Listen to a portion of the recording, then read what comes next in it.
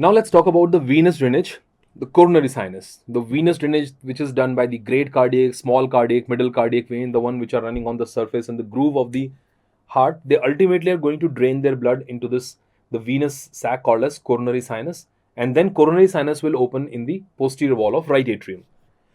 So a few things about the coronary sinus before we look into the diagram and look at the tributaries.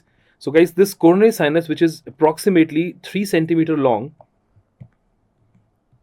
and it is situated in posterior coronary sulcus. It is situated in the posterior coronary sulcus. Either you call it posterior coronary sulcus, or you can say it's a posterior coronary sulcus or posterior atrioventricular groove. Same thing, posterior coronary sulcus or posterior atrioventricular groove. Developmentally, coronary sinus is the remnant. It's a remnant of the left horn of sinus venosus.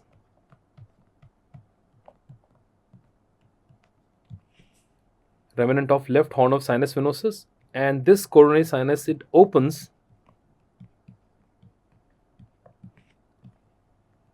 in the smooth posterior wall of right atrium. So these are few introductory points that we should know about coronary sinus. It's a venous sinus which is around 3 centimeter long, present on the posterior side in the atrioventricular groove. I will show you the picture for that in a while. It's a remnant of left horn of the sinus venosus, and it opens, ultimately it is opening into the posterior wall of right atrium, smooth posterior wall of right atrium. See, the point is, in many textbook of anatomy, to show the coronary sinus, what they do, they turn the heart like this, because coronary sinus is situated posteriorly. So they will turn the heart and then show the coronary sinus. The problem with turning the heart is that once you completely change the orientation of the heart, then obviously the right goes toward the left side, left comes toward the right side. So when you look at the tributaries of the coronary sinus, it will be difficult for us to compare them with the arteries. If I say great cardiac vein and you try to compare the great cardiac vein with which artery it is running, it's not easy to identify those arteries when you see it from the posterior view. So it's advisable to first understand and learn the branches or the tributaries of coronary sinus from the anterior view, and then later on you will be comfortable with both the views. So overall, what I want is that let's discuss the coronary sinus on the same diagram that we are discussing till now. So once again, this is the right border, the inferior border, and the left border. So let's stick to the same diagram only. And where is coronary sinus? We said it is in the posterior coronary sulcus. So let's say this here is the site for posterior coronary sulcus. Let me highlight that this is the coronary sinus. I'm drawing it dotted because it is present on the posterior side. It is present on the posterior side. So this is the coronary sulcus, sinus. Okay. Let me draw a tributary of coronary sinus here, and I want you to think about that which artery will be seen accompanying it here. Now starting with the largest tributary of the coronary sinus, that is called as the great cardiac vein. Great cardiac vein will be running like this, and then turning on the left border, goes posteriorly and drains into the left end of the coronary sinus. This vein here is called as a great cardiac vein.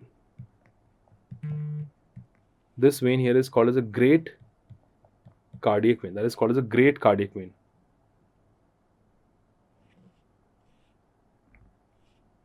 Now, great cardiac vein will be seen running with what artery? See, because now you're seeing it from the anterior aspect, it's very easy. Just think of what arteries were present in these groove here. The major artery that we just discussed present here was the left anterior descending. So, left anterior descending artery somewhere here. And obviously, the artery that is winding around the left border will be the circumflex artery. So, if the question says that what major arteries are running with the great cardiac vein, or great cardiac vein runs with which major artery, then your answer will be it is the left anterior descending artery and also the circumflex artery. Left anterior descending and circumflex artery. Then we got a vein which is running along the lower border, inferior margin. Now we got an artery running along the inferior margin like this. The vein, sorry. it turns on the inferior border, and then it drains into the right end of the coronary sinus. This is the small cardiac vein. This here is a small cardiac vein. The small cardiac vein should be accompanied by what? Now, what was the artery present here? It was a right marginal artery. So, one is a right marginal artery which will accompany it. And then on the posterior side, it is a main right coronary artery. If you remember, right coronary artery was coming down like this and then going backward. So, RC, the major trunk of RC, the main trunk of RC will be seen there. So, small cardiac vein is accompanied by one, it is by the RCA, and then along the inferior border with along the right marginal artery.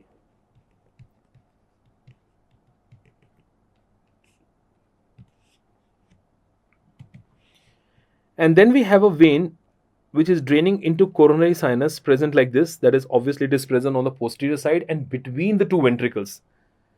So this is called as the middle cardiac vein. This one here is the middle cardiac vein, and needless to say, middle cardiac vein will be accompanied by what artery? What is the main artery over there? That was a posterior interventricular artery.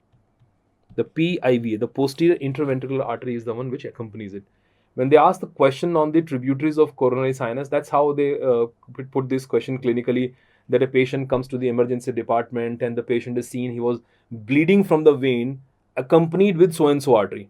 So they will give you the name of the artery and then you have to find out which vein is it, or they might give you the name of the vein and you have to find out what artery is that. So it's very important to understand artery and vein together, and it's easy to understand or remember it when you see it from the same aspect in which we discuss the arteries as well. Apart from these three major tributaries of coronary sinus, we have some minor also. Like there is one tributary to the coronary sinus like this, which is draining the blood from the posterior wall of left ventricle. So we simply call it posterior vein of left ventricle. This is posterior vein of left ventricle. Posterior vein of left ventricle. And then we got another vein which is draining, coming from above and draining into coronary sinus like this, on again on the posterior side. This is called as the oblique. This is called as the oblique vein of left atrium. Oblique vein of left atrium, and this is also known as the vein of Marshall. This is also known as the vein of Marshall. Oblique vein of left atrium or vein of Marshall. So guys, great cardiac vein, number 1, small cardiac vein 2, middle cardiac vein. There are 3 major veins which are occupying the major grooves of the heart. Then we have some minor veins like posterior vein of left ventricle, oblique vein of left atrium or vein of Marshall. Whether they are major or they are minor veins, whether they are in the groove or not in the groove, but they are ultimately draining into coronary sinus. But there are certain veins which from the surface of the heart goes directly into the anterior wall of right atrium and are not tributaries of coronary sinus, and we call them anterior cardiac vein. So we got some veins in there here like this, and what you see, these veins are directly opening on the anterior wall, not even posterior, on the anterior wall of the right atrium. All these veins are called as the anterior cardiac veins.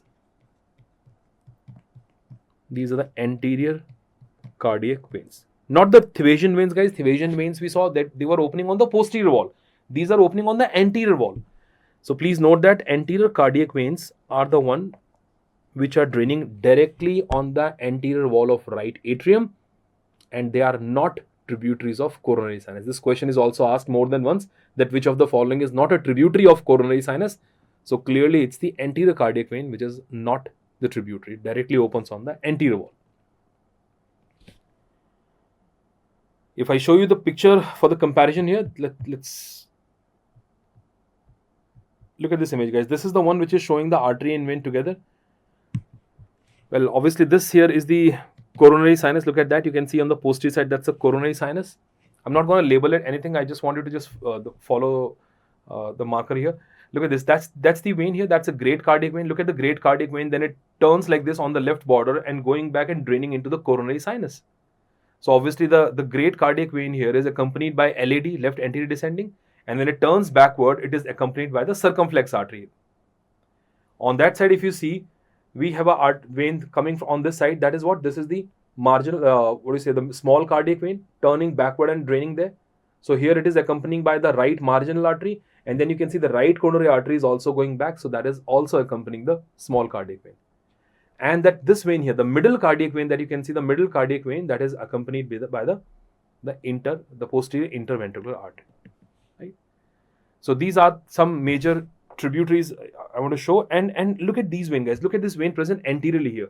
This vein, which is present anteriorly, they're directly opening on the anterior wall of the right atrium and not going posteriorly or draining into any of the tributary of coronary sinus. These are the anterior cardiac vein. Look at, these are the anterior cardiac vein, which opens directly on the anterior wall. So that's about the blood supply. So we talked about the arterial supply and the venous drainage. And as I said, in the venous drainage, the most important thing is to remember that what major vein is accompanied by which artery.